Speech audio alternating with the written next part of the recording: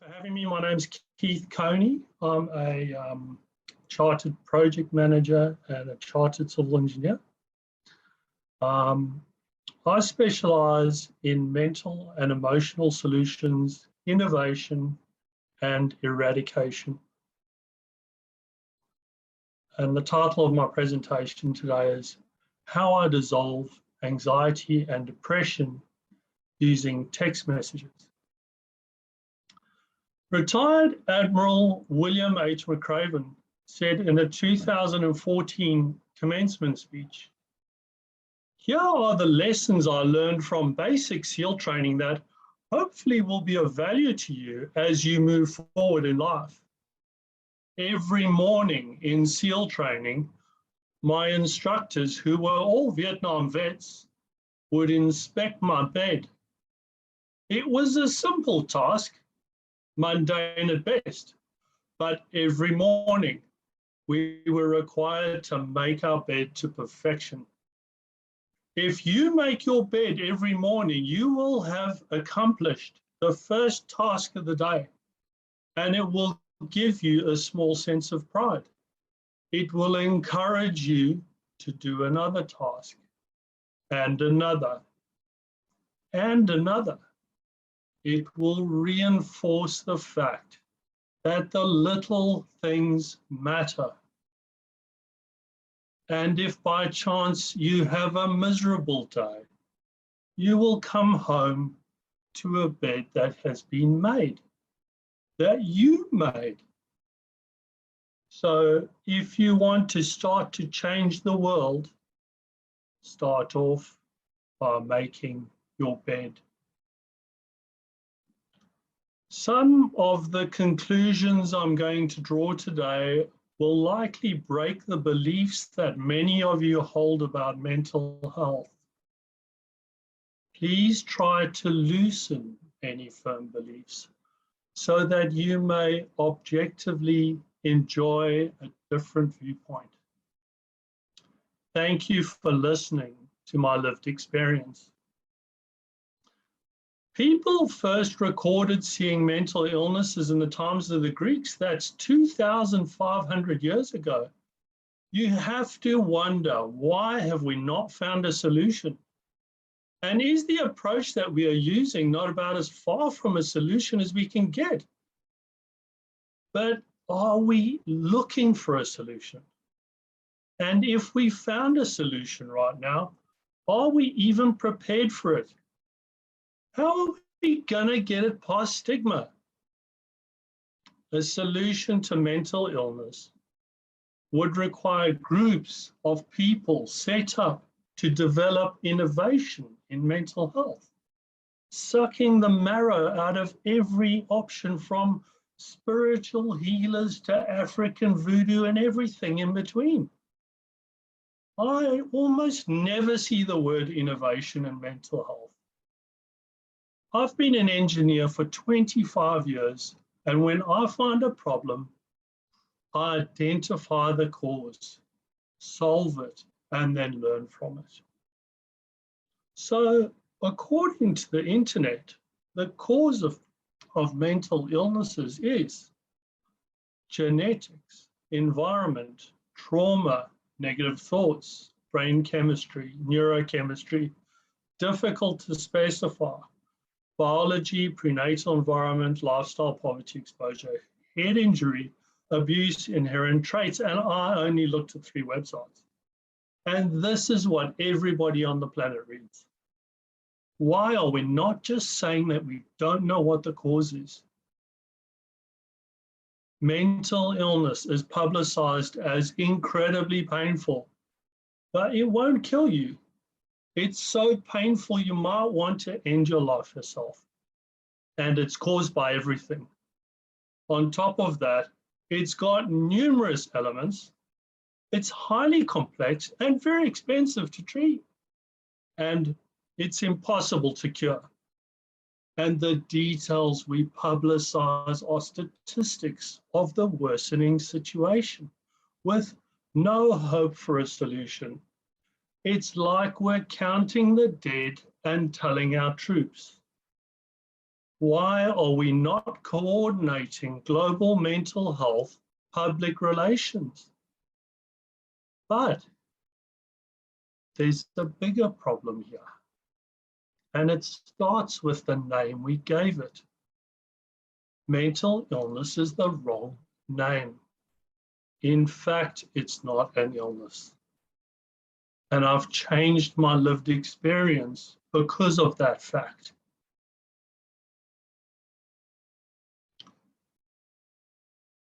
My father was a brilliant man. His father was a war veteran and he pushed him hard. He won the South African under-16 tennis open and he was the shortest person in the tournament. He became a very popular, sociable managing director by working long hours and being charismatic. Failure was just not an option. 1 year was particularly tough for the business. The chairman gave my father a really strong ultimatum. Sort out the profits or it's your job. The people around him at the time said it was like he just started going downhill and wouldn't accept any help. It wasn't part of his beliefs to get help. At some point, that pressure would have just been far too much.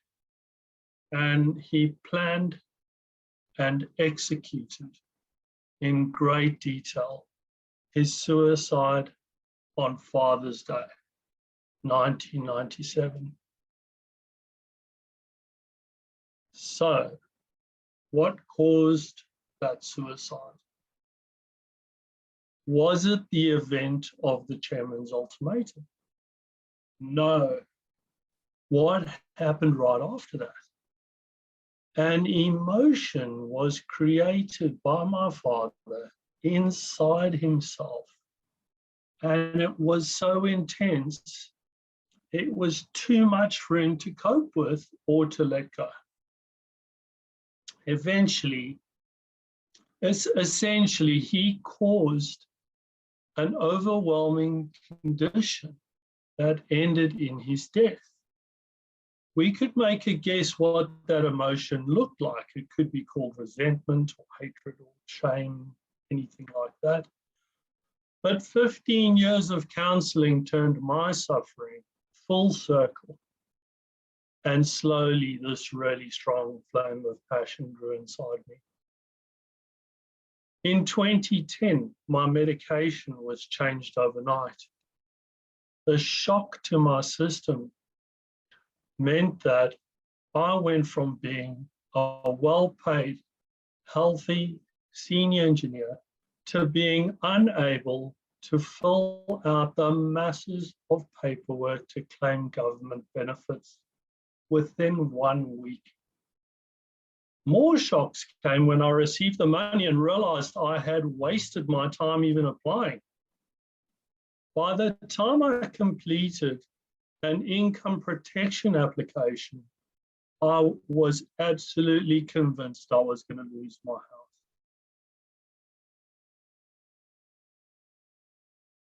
Unexpected generosity from an anonymous person prevented that. Around this time, my wife and I had our second baby. Somehow I drove to the hospital. The baby almost landed right next to me in the front seat. My wife made this noise that I've just never heard before. But in the end, we made it to the hospital just in time for me to catch Charlie in my hands. It wasn't long after that I walked into the hospital and was involuntarily sectioned for 6 weeks before being diagnosed bipolar type 1. I experienced 4 mental illnesses by the age of 35. So let's look at that. First, I had a withdrawal shock, followed by ongoing stress from finances, a new baby, and finally being sectioned. And that resulted in bipolar, psychosis, and anxiety. So a very strong chemical reaction caused my inability to process future shocks that normally, possibly, wouldn't be shocks. In the end, I lost 8 years from my career before I was promoted back to the same position. I stood up and told my story for the first time with no preparation at a mental health training course. In 2018, I spoke to 300 personnel in the Air Force, and I also presented to Sun Super and all their staff in Australia. They handle $85 billion in pensions. I thank them for the hundreds of thousands of dollars in income protection they paid out to me to prevent me losing my house in the middle of a major episode.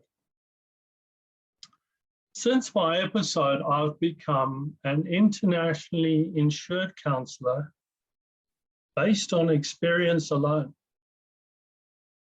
I'm also a mental health first aider, a business owner, chartered engineer and project manager, a lead auditor, and I work full-time as a quality manager on a major defense project.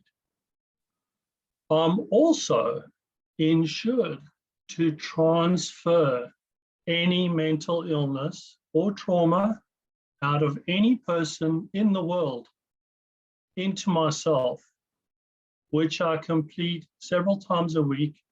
And I actually did one this morning right in that chair. But with the start of COVID, I felt driven to take action in the world of mental health. By the end of 2020, I supported 24 people with mental illnesses, addictions, and traumas. When people say 2020 was challenging, I say I had the greatest achievements of my life. The process followed a pattern of me counseling the person, and at the end they said they felt lighter or something similar, while I felt absolutely terrible. It was as if I had taken their illness off them.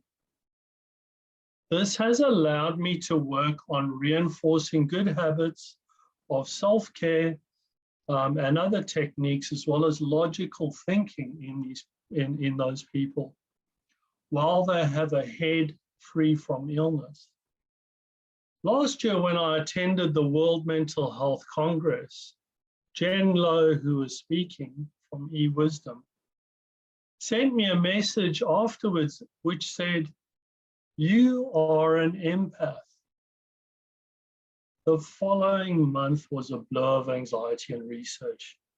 Nothing on the internet described what I was doing. These days, I know that I'm dangerous to some empaths and to some people if I don't watch carefully what I say. Empaths are usually very sensitive, but I've not met very many people with resilience like mine. So I call myself a high resilience empath. And yet my intuition is now far ahead of people that I counsel. I realized that being an empath is a great big step up in your awareness. So instead of taking note of the details in the room and how people are feeling, I am now picking up the energy in my body, feeling, controlling, and recharging it when I choose. And I can give that energy or channel energy from other sources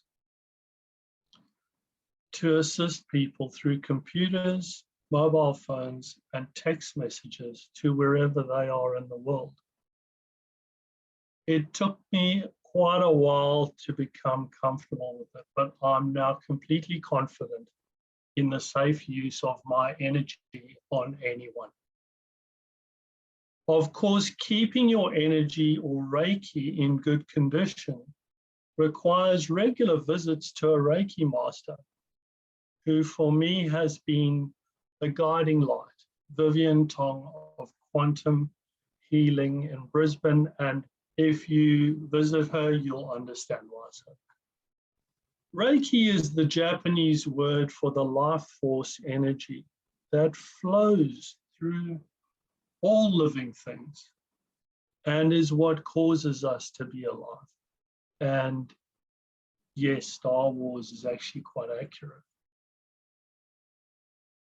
So in October, I stumbled across a source of mentally ill people where I could really sharpen my abilities and make a big difference.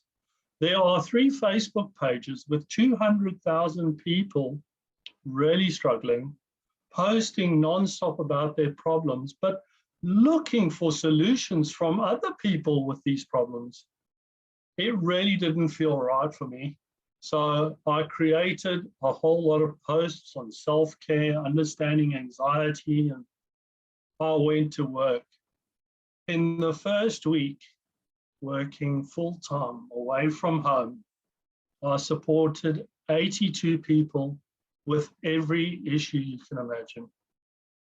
One man had set a date for death, 16th of October. He'd written lots of letters and bought some equipment, all because he had lost all hope.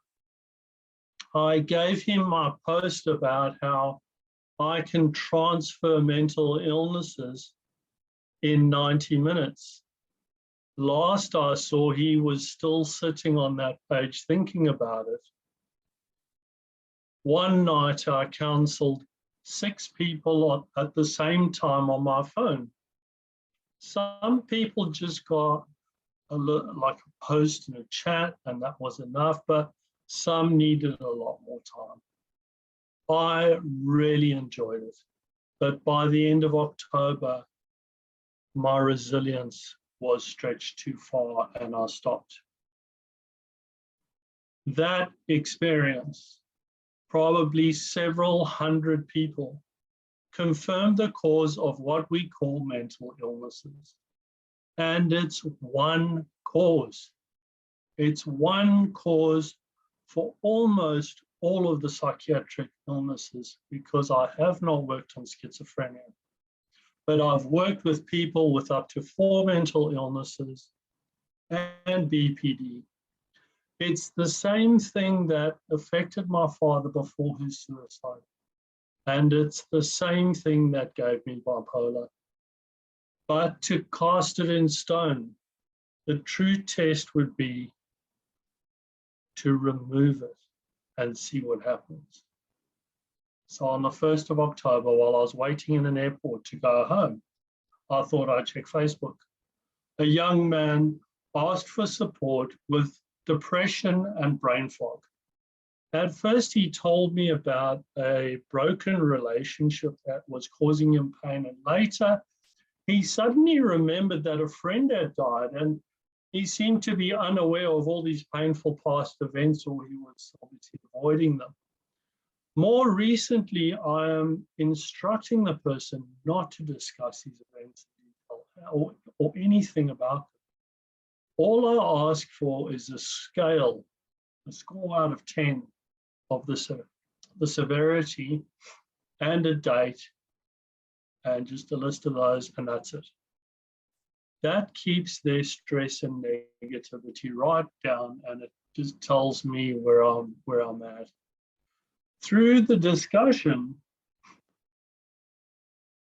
I discharged some of the energy in my body through the palms of my hands into the phone, enhancing the effect of the words that I'm counseling him with.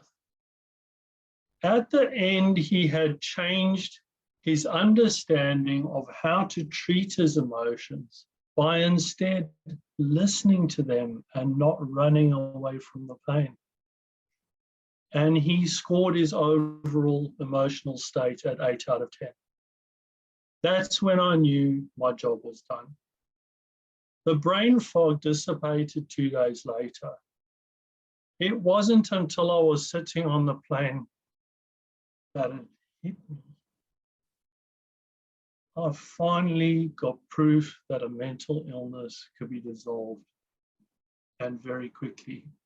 The whole discussion had been on text. Little did I know that guiding people to solve mental illnesses was the easy part. Getting anyone to actually accept it is something completely different. So that man did not give me permission at the time, but I did speak to another woman about her suicidal depression, and I'll show you the actual text messages from that discussion. So she's in her 20s. She had a baby actually about 3 days ago, and she was married a week or 10 days after this text message discussion. So that'll give you an idea. So first of all, we had a bit of a discussion. She said she's suffering from depression. So that's, for me, that's irrelevant. So we just carry on. And then I asked her for a score straight away, so I know where she is. She's a 3. And then she starts talking about how her emotions are up and down and crying all the time. So there was obviously something in her history, I guess. And then she just went straight into discussing it. These days, I'll probably be a bit quicker onto this and stop her from saying this, but she seemed, and I had given her some energy by this stage, so she would not feel the intensity of that statement that you read there. She's talking about sleeping on empty stomachs, like, abuse from relatives, getting beaten up, all sorts of things. And then on the next page,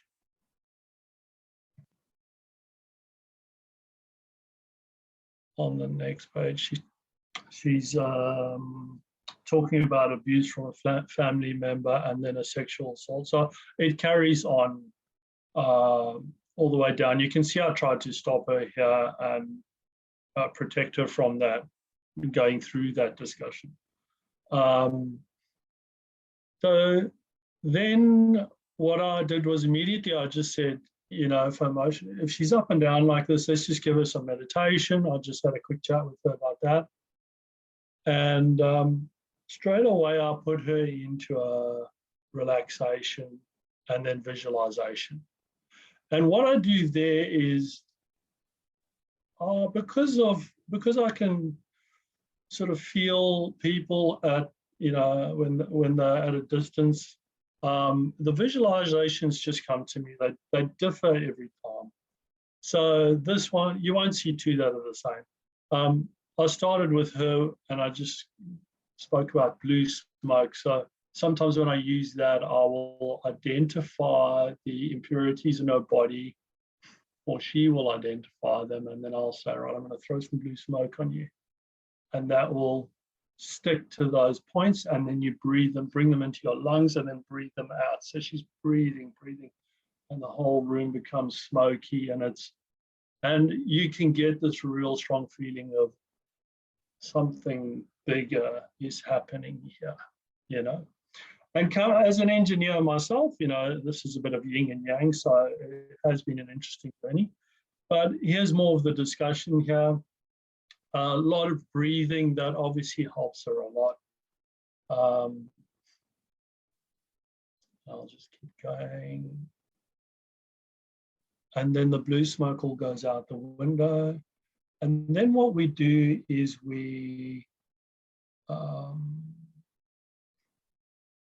I asked her at the end of that to give an affirmation of what she's learned, because I consider my experiences an asset. And I always instill that into people that I support. So I say to her, what did you gain? What did you learn? What are those powerful things you learned? Courage, you've learned blah, blah, blah, blah. And I really sort of get that passion and juices flowing out, you know. So she made that statement on her own without anything from me, and she put a smiley face. So immediately I know that's Reese coming up. But surprisingly, we get to the next page here, and she's going, I'm suffocating, I can't breathe. Then I was like, yeah, I need to do something more. And so what I do with extensive traumas, when there's multiple traumas over many years, is I literally take her down into the heart with a visualization, and she'll see the cavern of her heart. And this is what we did here. And she will literally rip the place down and refit it, you know, like plasterboard, paint, and it's fun. And so she has fun through this process of redecorating her heart, picking the lights, and you know, we don't spend too much time on it actually. It doesn't take long at all. So to do all that work, I can't take her down there. I ask her to select a spirit animal, which is just something that I've come up with. But what's so good about that is when you start dealing with those dark emotions that have actually caused this problem, if she's touching it with her hand, you know, that's going to hurt her or give her pain. But if it's a spirit, it's translucent, it's that different sort of, so a spirit animal also adds to the spirituality, the amazement, the higher sort of faith aspect of it. It gives a person who is in this sort of dire position a lot of faith that there's something great going on. So I think she chose an eagle, which is quite handy because an eagle can really see very well. I just want to see, yeah, sorry.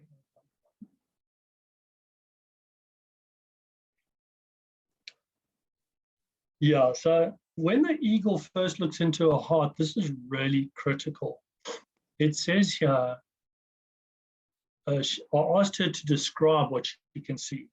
She described her heart as a dark place, crowded, full of many unnecessary things I should get rid of. But then she says it's a place no one would survive. So for a person to say it's a death, like her heart is deadly, is quite shocking, really. I found that very shocking. And that just reconfirms for me that things are starting in the heart. Yes, we might see it in the head, but that's later, you know. And this is really what I'm seeing is it starts down here. Yeah.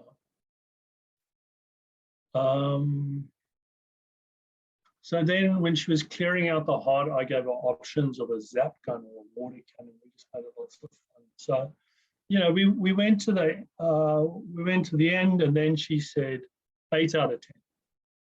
Now, your question would be like, does that last? Does that carry on? And so I always follow up, you know, once, or I'll just see how I go. But in my experience, I don't actually need to follow up at all, but I always do. But with her, she's in South Africa, so I've never even seen the lady. It's just texting. So, you know, I would just be texting and she'd be sort of saying, you know, I'm feeling great, but I'll just watch her words and you can tell how she's feeling. So a couple of days, I think it was about 10 days later, because I knew her wedding was coming up, so I knew she'd be stressed. So yeah, she said her anxiety was up at a 9 again. So she was good at that point, but now she's throwing all the stress of the wedding on, and that's giving her anxiety now. So literally 4 lines of discussion solved that. Lots of laughing, and then she was back down. I gave her some energy again, and she went through the wedding. And you know, she allowed me to print this photo, and you can decide for yourself if you think she looks happy. I think she looks really lovely.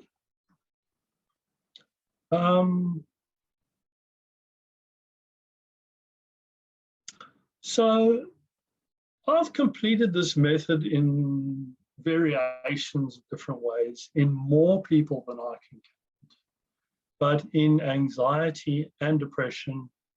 But I've decided not to use it for any conditions that are longer than 10 years or for PTSD, as the emotions are significantly larger and require a bit more work. And what I use there is an energy transfer. And that is a whole other presentation that I can, I'll be presenting further on in this series, hopefully. So that's something else that I use. I've written to organizations, journals, businesses, and individuals around the world, but even giving away a solution to mental illness is like giving ice to Eskimos. Most people do not support the belief that allows even for a discussion of mental and emotional health solutions. Quite astounding when you realize that it's the best possible option. So this is my conclusion of the cause of mental illnesses based on my experiences to date. Almost all psychiatric mental illnesses are caused by an emotion of overwhelming intensity that a person generates themselves following a significant event. And there are two very easy ways to check. Ask any person with any condition to go back to the start of their discomfort. You might need to give them some time to develop an awareness. Then ask them, what happened right before that illness? There will almost always be a high intensity event that their perception felt was massive. So don't discuss it, just scale it. Also, ask any person who's recovered from a condition, do they believe it was emotional or mental? At some point, I guess his emotions send warning signals to other parts of the body, especially the brain.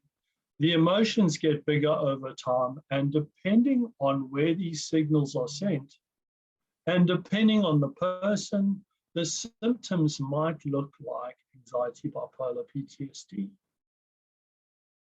My guess is that that is why we get so many variations in diagnoses. We try to put mental illness into these little boxes so we can treat it, but actually we are treating the symptoms, not the cause. When I guide a person to release their illness, diagnosis is never discussed, except for their comfort. Like if they say they've got anxiety, I might get them to do some breathing first.